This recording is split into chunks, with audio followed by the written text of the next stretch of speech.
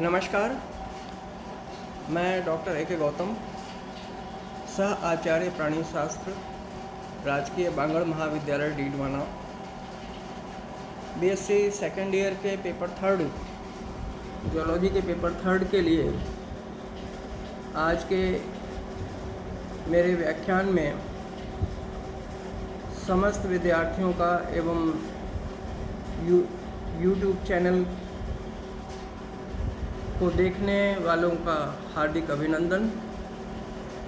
आज के व्याख्यान में मैं इम्यूनिटी के बारे में, प्रतिरक्षा के बारे में आपसे डिस्कस करूंगा। इम्यूनिटी क्या होती है? इम्यूनिटी समस्त प्राणियों के भीतर इम्यूनिटी सिस्टम के रूप में एक तंत्र के रूप में पाई जाती है, जो कि मूल रूप से जब कोई फॉरेन प्रोटीन, बाह्य पदार्थ शरीर के अंदर जैसे प्रवेश कर जाता है, जैसे जीवाणु हो, विषाणु हो, कवक, प्रोटोजोअन्स, मूल रूप से हम इनको पैथोजेंस के रूप में भी संबोधित कर सकते हैं। तो पैथोजेंस क्या होते हैं? पैथोजेंस रोगाणु होते हैं जो कि रोग उत्पन्न करते हैं शरीर के अंदर। तो रोगों से लड़ने के लिए, शरीर की सुरक्षा के लिए एक तंत्र शरीर के अंदर पाया जाता है। ऐसी सेल्स पाई जाती हैं, उनको हम इम्यून सेल्स कहते हैं, जो कि मैंने कल के व्याख्यान में, पूर्व के व्याख्यान में डिस्कस किया था। आज मैं उस पूरे डिफरेंट तरीके के इम्यूनिटी सिस्टम के बारे में मैं डिस्कस करूँगा। इम्यूनिटी क्या होती है ये हमने अभी स्पष्ट कर दिया। अब ये कितने प्रकार की होती है ये समझिए। इम्यूनिटी दो तरीके की होती है खास तौर से। नॉन स्पेसिफिक, इसको हम इन्नेट इम्यूनिटी भी कहते हैं, और दूसरी होती है स्पेसिफिक या विशिष्ट। तो इन्नेट या नॉन स्पेसिफिक जो इम्यूनिटी होती है वो व्यक्तिगत या जाति या प्रजाति पर आधारित होती है। इंडिविजुअल, स्पीसीज या रेशियल हो सकती है, और वो आगे अवरोधकों द्वारा प्रदत्त होती है, प्रेजेंट बाय बैरियर्स, जो कि भौतिक, रासायनिक या सामान्य जैविक क्रियाओं द्वारा नियंत्रित होती है। फिजिकल, केमिकल या जनरल बायोलॉजिकल फैक्टर्स द्वारा कंट्रोल होती है। दूसरे तरह की जो इम्यूनिटी होती है उसको विशिष्ट या स्पेसिफिक इम्यूनिटी कहते हैं, और ये स्पेसिफिक इम्यूनिटी उपार्जित होती है, एक्वायर्ड होती है। और ये भी दो प्रकार की होती है, एक होती है नेचुरल, दूसरी होती है आर्टिफिशियल। नेचुरल इम्यूनिटी भी दो तरीके की होती है, एक होती है एक्टिव और दूसरी होती है इनएक्टिव या पैसिव। इसको हिंदी में सक्रिय और अक्रिय भी कहते हैं। सक्रिय इम्यूनिटी एंटोजेनिक उद्दीपन से, बाय एंटोजेनिक स्टिमुलेशन से कंट्रोल होती है, उत्पन्न होती है। और जो इनएक्टिव होती है वो माता से शिशु को प्लेसेंटा के द्वारा या कोलोस्ट्रम के द्वारा, मदर के मिल्क के द्वारा, जो फर्स्ट मिल्क होता है मदर का जन्म के पश्चात 5-6 दिनों तक का जो स्रावित होता है, वो कोलोस्ट्रम कहलाता है। उसके अंदर बहुत ज़्यादा इम्यूनिटी बूस्टिंग प्रोटीन्स होती हैं। Mother to infant by placenta और कोलोस्ट्रम कंट्रोल होने वाली जो इम्यूनिटी होती है उसको इनएक्टिव इम्यूनिटी कहते हैं। इसी तरीके से आर्टिफिशियल इम्यूनिटी दो तरीके की होती है, सक्रिय और अक्रिय। सक्रिय वाली जो इम्यूनिटी होती है वो प्रतिरक्षियाँ या टीके द्वारा, एंटीबॉडीज़ द्वारा या वैक्सीन्स के द्वारा उत्पन्न की जाती हैं। और इनएक्टिव जो इम्यूनिटी होती है वो प्रतिरक्षियाँ या एंटीबॉडीज़ बाहर से प्रदत्त अन्य प्राणी से antibody is given from outside by other animals से प्रेरित होती हैं। तो अभी स्पष्ट किया था मैंने कि प्राणियों के भीतर प्रतिरक्षी तंत्र इम्यून सिस्टम के रूप में जीवाणुओं, विषाणुओं, कवक, प्रोटोजोअन्स एवं इनके टॉक्सिन से, अविषों से शरीर की सुरक्षा सुनिश्चित की गई है। इन सभी क्रियाओं प्रतिक्रियाओं के अध्ययन को इम्यूनोलॉजी कहते हैं या प्रतिरक्षा विज्ञान कहते हैं। बृहद रूप से प्रतिरक्षा दो प्रकार की होती है, सहज या स्वाभाविक प्रतिरक्षा और दूसरी उपार्जित या अनुकूली प्रतिरक्षा। स्वाभाविक प्रतिरक्षा, जिसको कि अंग्रेजी में इन्नेट इम्यूनिटी कहते हैं, वो स्वाभाविक क्या होती है? वो स्वाभाविक प्रतिरक्षा को प्राकृतिक प्रतिरक्षा भी कहते हैं, जो कि नेचर से इनबॉर्न मिलती है, क्योंकि यह जन्मजात होती है, इनबॉर्न होती है। यह बाह्य पदार्थों के पूर्व अनुभवों से स्वतंत्र होती है।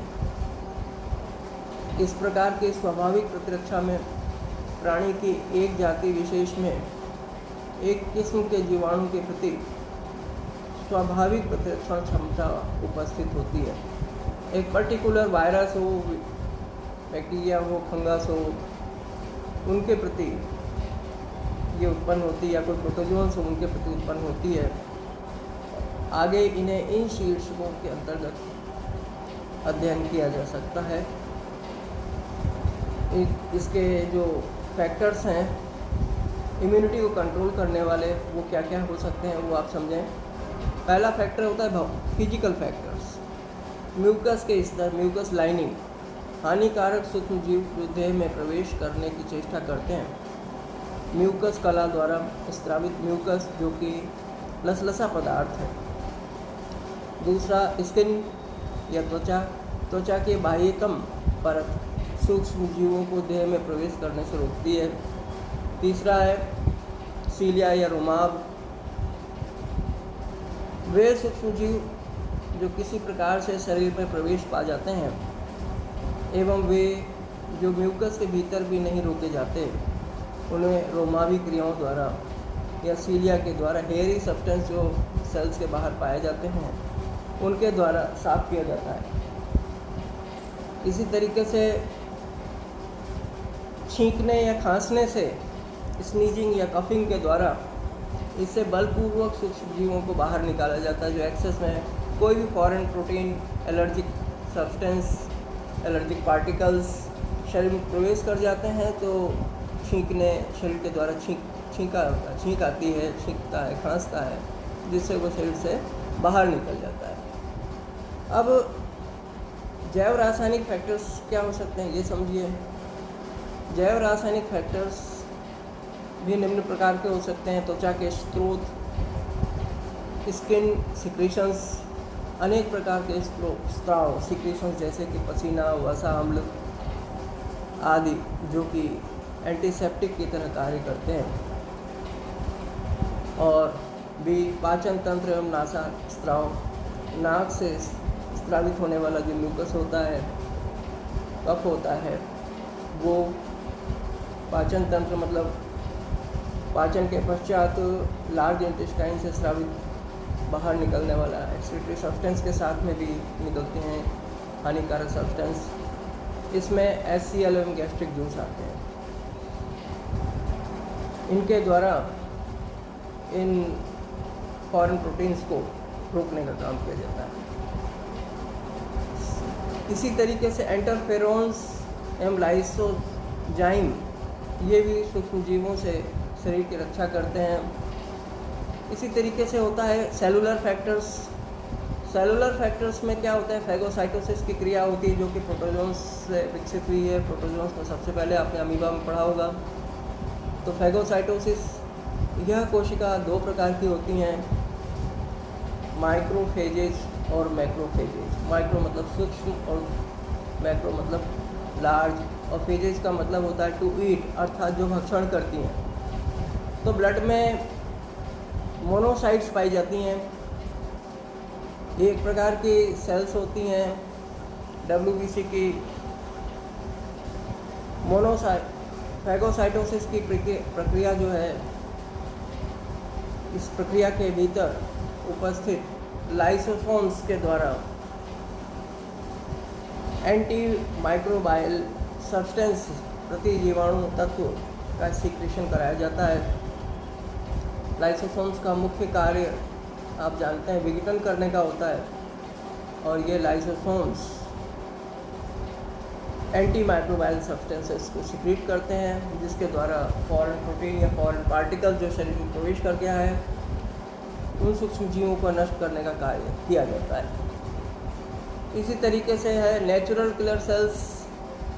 सामान्यतः ये कोशिकाएं ट्यूमर सेल्स एवं विषाणु से संक्रमित कोशिकाओं को नष्ट करती हैं। दूसरी तरीके की इम्यूनिटी जो है, आपने पढ़ा था एक्वायर्ड इम्यूनिटी के बारे में मैं बात करता हूँ। उपार्जित प्रतिरक्षा, यह सामान्य प्रतिरक्षा से कहीं विशिष्ट है। प्रतिरक्षियाँ या प्रतिरक्षियों शरीर में बाहरी पदार्थ की अनुक्रिया के फलतः लसिकीय पदार्थों की उपस्थिति की अनुक्रिया के फलस्वरूप ऊतकों द्वारा उत्पादित होती हैं। यह प्रतिरक्षण किसी विशेष जीवाणु आदि के लिए ही विशिष्ट होता है। जैसे नंबर 1 विशिष्टता या स्पेसिफिसिटी, दीर्घकालीनता एंड्योरेंस, तीसरा विकास या डेवलपमेंट, चौथा स्वपाचन या सेल्फ रिकॉग्निशन। तो सक्रिय व निष्क्रिय प्रतिरक्षा क्या क्या हो सकती हैं, उनके क्या कारण हैं, प्रकार हैं, और प्रतिरक्षा क्या होती हैं, इसके बारे में थोड़ा समझिए। पहला पॉइंट है इन्नेट इम्यूनिटी। ये इस टेबल में हमने आपको समझाने की कोशिश की है, इससे आपको सारी बात बहुत अच्छे से स्पष्ट हो जाएगी, याद रहेगी। इन्नेट इम्यूनिटी जन्म सिद्ध होती है, इनबॉर्न होती है, आनुवांशिक संगठन पर निर्भर तथा पूर्व अनुभवों से स्वतंत्र होती है।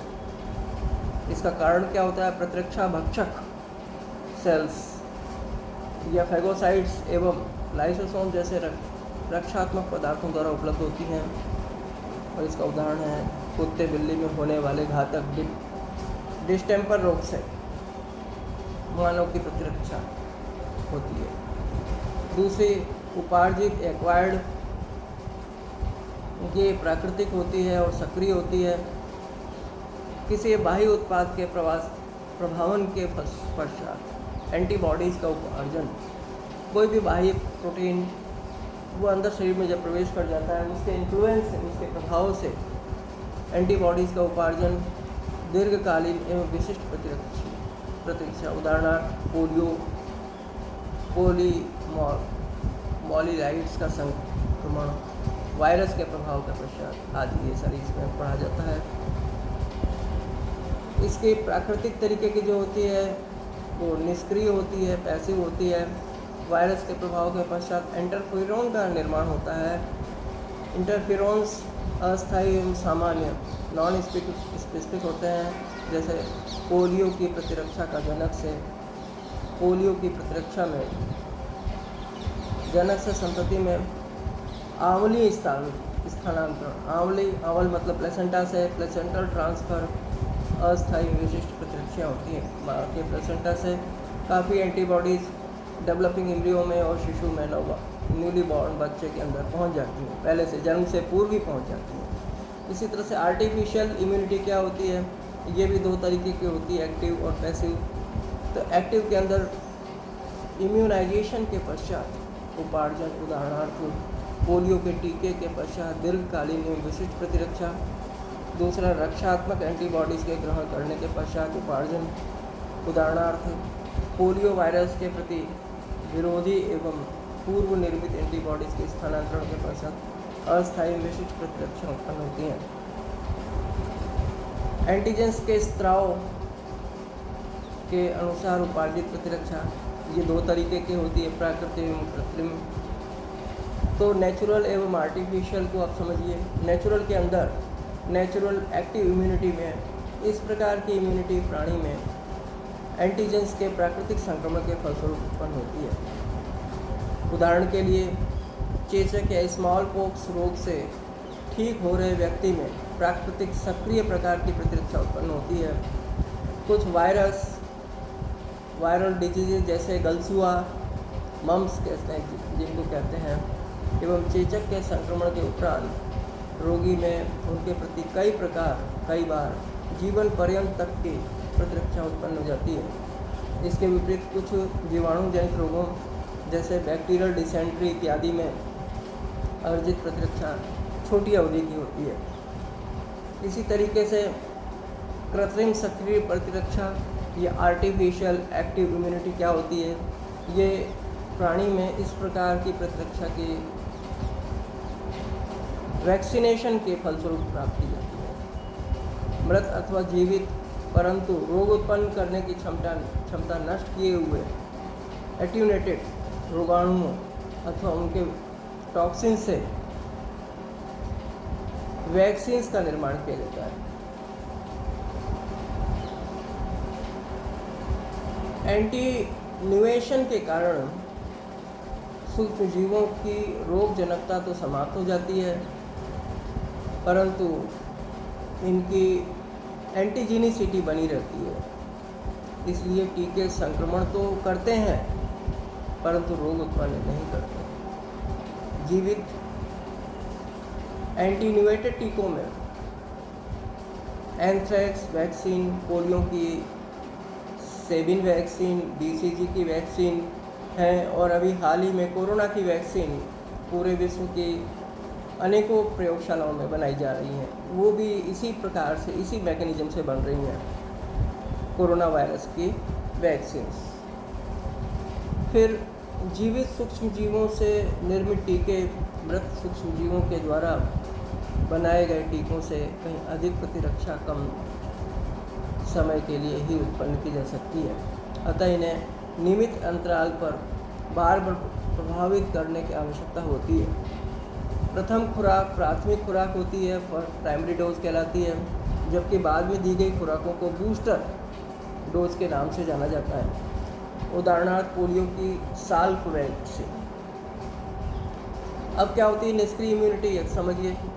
इसके अंतर्गत रोगाणुजनक या पैथोजेंस की शरीर में प्रविष्टि बहुत अधिक खतरनाक एवं प्राणी के लिए घातक सिद्ध हो सकती है। तब ऐसी स्थिति में निष्क्रिय प्रतिरक्षा का उपयोग किया जाता है। निष्क्रिय प्रतिरक्षण के अंतर्गत किसी एक जाति में प्रेरित करा उसमें प्रतिरक्षी का निर्माण कराया जाता है और रोग से बचाव के लिए इस प्रकार से उत्पादित प्रतिरक्षियों का टीका मानव में लगाया जाता है, जिससे उसे किसी रोग विशेष से निष्क्रिय प्रतिरक्षण उपलब्ध हो जाता है। जैसे कि डिप्थीरिया एवं टिटनेस के उदाहरण में आप समझिए, ये इसी प्रकार से उत्पन्न होते हैं। इसी तरह से निष्क्रिय प्रतिरक्षा क्या होती है? निष्क्रिय प्रतिरक्षा विशेष रूप से गर्भस्थ शिशु के लिए महत्वपूर्ण होती है, जो अपनी माता के रक्त में आ जाते हैं या माता के रक्त से आ रहे एंटीबॉडीज़ को प्लेसेंटा के रास्ते एब्जॉर्ब कर लेता है। अब संचारी एवं कोशिका व्यवहित प्रतिरक्षा क्या होती है समझिए। ह्यूमोरल इम्यूनिटी, तरल एवं संचारी प्रतिरक्षा। इस प्रकार की प्रतिरक्षा प्राथमिक तौर पर अधिकतर बाह्य कोशिकीय जीवाणु, रोगाणुओं, विषाणुओं आदि से सुरक्षा प्रदान करते हैं। तरल प्रकार की प्रतिरक्षा एंटीबॉडीज से के उत्पन्न किए जाने की क्रिया को 3 पदों में, 3 स्टेप्स में डिवाइड किया गया है। और ये पहला पॉइंट है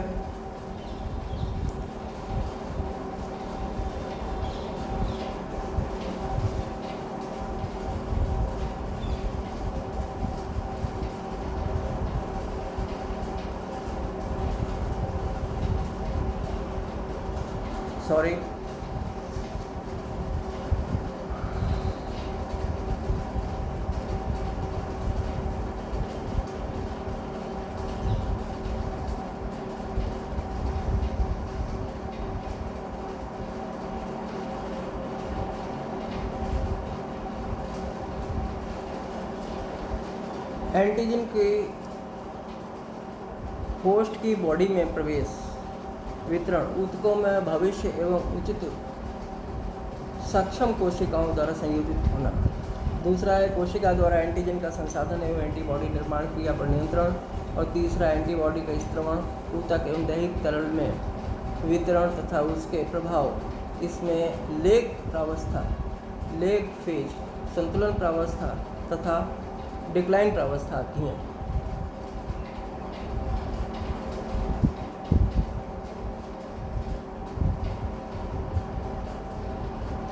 तीसरे तरीके की होती है सेल मेडिएटेड इम्यूनिटी, कोशिका माध्यित प्रतिरक्षा। इस प्रतिरक्षण के अंतर्गत एंटीबॉडीज रक्षण उपलब्ध नहीं होता है, किंतु एंटीजन द्वारा प्रेरित विशिष्ट कोशिकाएं अर्थात सुग्राहित टी लिम्फोसाइट्स प्रेरित होने पर उचित प्रतिरक्षण प्रदान करती हैं। इनमें भाग लेने वाली कोशिकाएं ये हैं, जैसे एक तो होती है मैक्रोफेजेस, ये लिम्फोसाइट्स होती हैं, या लिम्फेटिक लसिका कोशिकाएं से जुड़े रहते हैं। और दूसरा होता है बी सेल्स या बीटा सेल्स। इनका निर्माण बोन मैरो में अस्थि मज्जा में उपस्थित पूर्वगामी प्रिकर्सर सेल्स के द्वारा होता है। बीटा सेल्स हमेशा बोन मैरो के अंदर स्थित प्रिकर्सर सेल्स से होता है। और तीसरा होता है टी सेल्स। इनका विभेदन तथा परिपक्वन थाइमस में होता है। थाइमस ग्लैंड का मुख्य कार्य क्या होता है? टी सेल्स का प्रोडक्शन होता है। याद रखने की बात है। थाइमस ग्लैंड क्या है? एंडोक्राइन ग्लैंड होती है। टी हेल्पर सेल्स ये दो प्रकार की होती हैं, टी रेगुलेटर और टी इन्फेक्टर। टी किलर सेल्स या इन्हें टीसी साइटोटॉक्सिन सेल्स भी कहते हैं। ये सूक्ष्म जीवों को नष्ट करने की क्षमता रखती हैं और ये मेमोरी सेल्स कहलाती हैं। तो इस प्रकार से आपको एंटीजेंस, एंटीबॉडी सबके बारे में अच्छे से समझा दिया है।